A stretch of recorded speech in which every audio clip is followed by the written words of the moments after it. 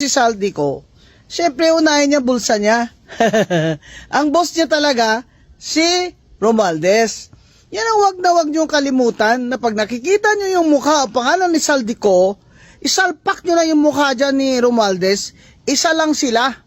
Hindi nagawa nila yun kung hindi yun utos ni Romualdez. Na sige, mag-insert kayo dyan, magdagdag kayo dyan ng mga flood control nyo, yung mga AKAP nyo, yung mga AX nyo, lalo na yung AKAP, dahil wala naman talaga yun eh.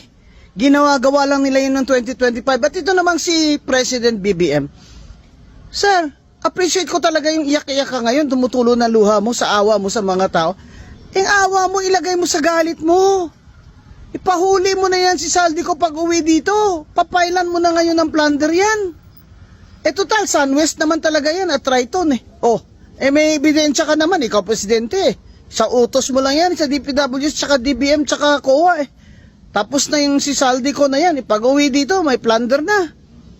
Walang piyansa. Kakanta yan, Mr. President. Ilabas nyo na ang galit nyo. Diyan sa kay Saldi ko, kung hindi nyo kayang patalsikin yung pinsan nyo na si Romualdez bilang speaker, kasi yan talaga ang mastermind nitong pinaka-corrupt na budget.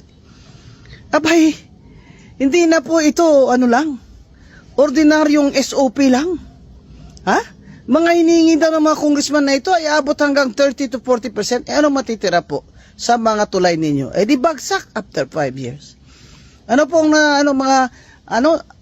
anong tawag doon? Rock netting. Rock netting? Lalagyan mo na lang net yung bangin. Bilyon-bilyon na flood control na paulit-ulit lang nilalagay sa budget ng DPWH at hindi naman daw napansin ng Department of Budget and Management. Niluloko. Niluloko niya naman ang taong bayan. Hindi niyo ba ma-computerize yan?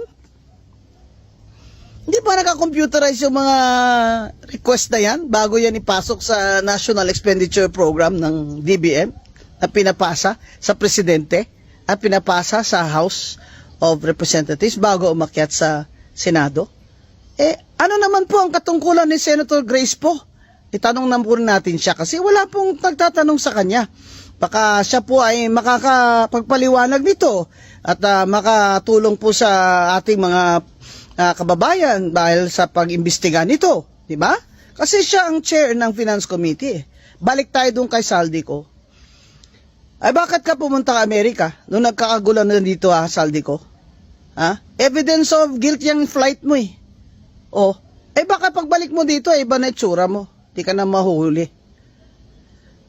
Umuwi ka na dito, Saldi ko. Baka tubuhan ka na ang kaliskis dyan.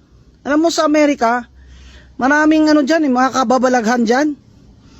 Maraming mga batas yung yung Amerika eh.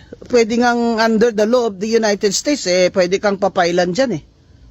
Yung ginawa mo, na yun eh. Racketeering na yun eh. Sobra ka na.